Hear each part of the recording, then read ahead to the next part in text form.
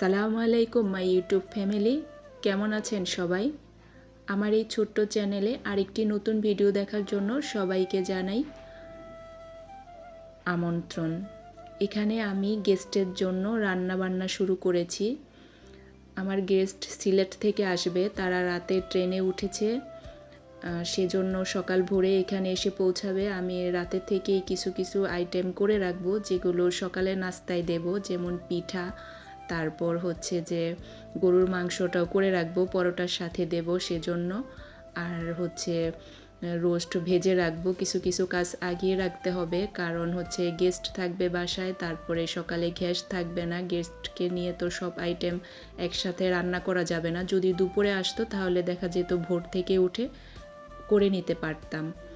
যেহেতু তারা ভোরেই এসে নামবে, আস্তে আস্তে বাসায় 8টা সাড়ে 8টা বাজবে, সেজন্য আমি রাত থেকেই শুরু করেছিলাম।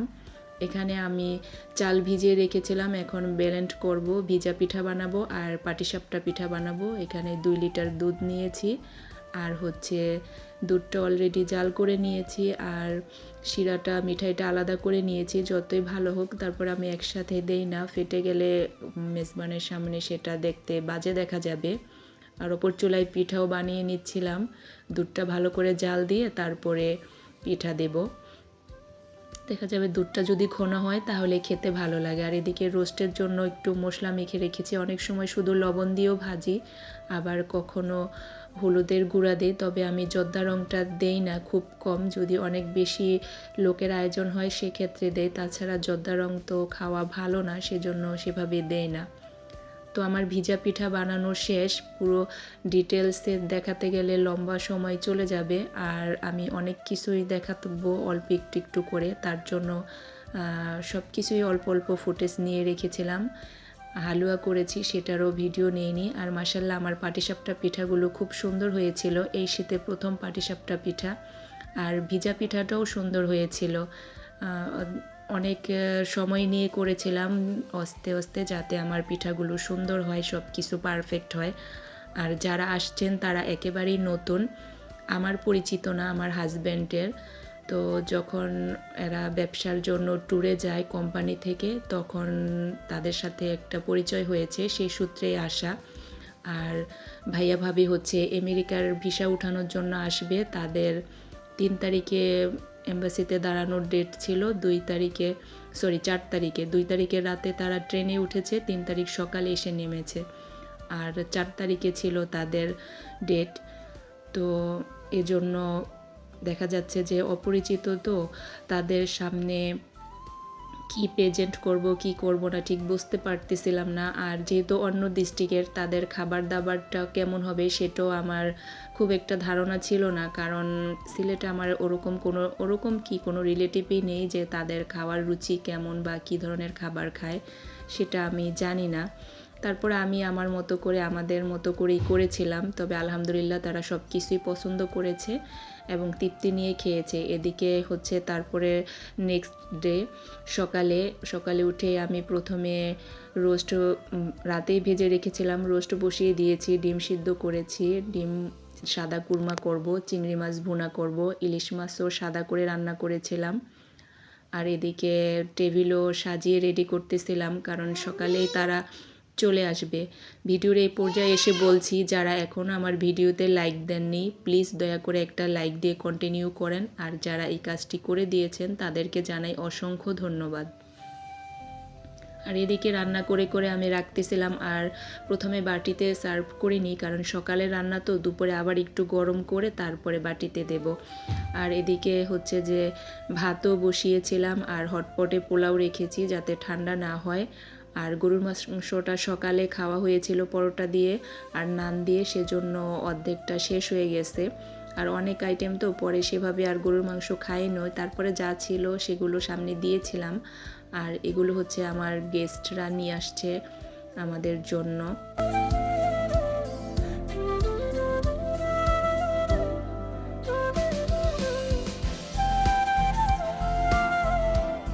এখানে মিষ্টি ছিল, তারপর রসমালাই, দই এগুলা নিয়ে আসছে।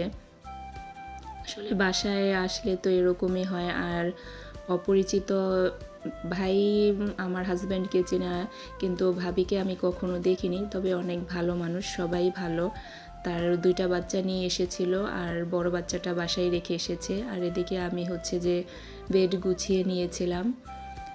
তো এখানে আমার বেবি উঠে দাঁড়িয়েছিল। আর সেদিন আবার একটু রোদ উঠেছিল সকাল দিকে। আর এটা হচ্ছে যে ভাইয়া ভাবিদের জন্য আমি এই বেডটা গুছিয়ে রেখেছিলাম, কারণ তাদের একটা নিরিবিলি রুম দিলেই ভালো। সারা রাত জার্নি করে এসেছে, আর এই রুমে দেখা যায় যে সচরাচর একটু কম বাচ্চাদের আসা হবে। আর যদি বেডরুমে দেয়, আমার বেডরুমে অনেক কিছুই থাকে, সেখানে বারবার বাচ্চাদের যাওয়া হবে, আনতে হবে। তো এত কিছু তো বের করে নিয়ে তারা থাকা যায় না। তো সকালে এসে নাস্তা খেয়ে তারা 2টা পর্যন্ত ঘুম আসছে, সারা রাত জার্নি করে আসছে না। তো এইটা হচ্ছে যে তারা আবার বিকেলে একটু বের হয়েছিল মার্কেটে কিছু কেনাকাটা করতে, তখন আমি একটু ভিডিও নিয়ে রেখেছিলাম। তারপরে আর তারা থাকতে আর কোনো ভিডিও করিনি। এরপরে হচ্ছে যে বাচ্চাদের সেই পুরনো রুটিন, স্কুল শুরু হয়ে গেছে। তো অন্য রুমগুলোতে খুব ঠান্ডা লাগতেছিল, আর ওরা টেবিলে বসতে চাচ্ছিল না, আর বিছানার মধ্যে ছোট বেবিটা অনেক ডিস্টার্ব করতেছিল। তো ড্রয়িং রুমে নিয়ে এসেছি, আর আমি এখানে বসে বসে ওদের খাতাগুলোর মধ্যে নাম করে লিখে দিচ্ছিলাম আর রুল করে দিচ্ছিলাম বড় ছেলেকে। এখনও সে প্রপারভাবে ওইভাবে রুল করতে পারে না, আর অনেক সময় লাগে। সেজন্য আমি চিন্তা করলাম আমি তো বসেই থাকি, ওদের সামনে বসে বসে রুল করতেছিলাম আর প্রিয় প্রিয় আপুদের ভিডিও দেখতেছিলাম। আর ওই সময় আমার ওই দিন আমি কাউকে কমেন্ট করতে পারতেছিলাম না, সেটাও খুব খারাপ লাগতেছিল। আসলে অনেকে তো কমেন্ট না করতে পারলে নেক্সট ডেতে আর আসে না। এরকমও হয় যে আমি প্রতিদিন তাদের ভিডিও দেখতেছি, আমি একদিন পরে ভিডিও দিই, তাও তাদের ভিডিও দেখার আগে তারা আসে না। আমি বুঝি না এরকম কেন এতটা থাক। যাই হোক, সবাই এখানে হচ্ছে যে আমি এই পর্দাটা জানালার মধ্যে নতুন লাগিয়েছি, আগে এখানে অন্য পর্দা ছিল। তো এই পর্দাটা ভালোই লাগতেছিল। এটা হচ্ছে আমার ছোট বেবির ড্রয়িং। তো সে ড্রয়িং করতেছে, আর হচ্ছে যে এদিকে সব এলোমেলো করা। এগুলো এখন তাদের পড়া শেষ হলে আবার গুছাবো, তারপরে শুভ। গুছালে দেখা যায় যে সকালবেলা ফ্রেশ একটা রুম থাকে, ভালো লাগে। না হলে সকালে এলোমেলো দেখলে মাথাটা এমনিতেই গরম হয়ে যায়। আপনাদের সাথে অনেক গল্প কথা হলো, পরবর্তীতে আরও হবে ইনশাল্লাহ। সবার সুস্বাস্থ্য কামনা করছি।